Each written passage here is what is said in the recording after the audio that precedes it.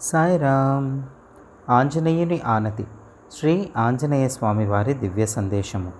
October 21, 2015.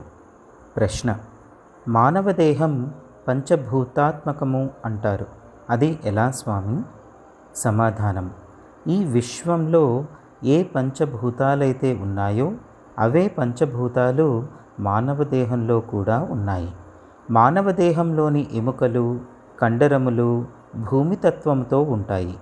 దేహంలో 70% వరకు నీరు ఉంటుంది.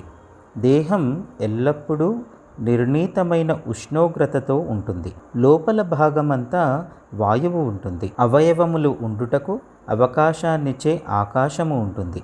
ప్రాణశక్తి లేకుండా పంచభూతాలకు కదలిక లేదు కనుక ఈ పంచభూతాలను నడిపించే ప్రాణశక్తి మానవ దేహంలో ఉంది.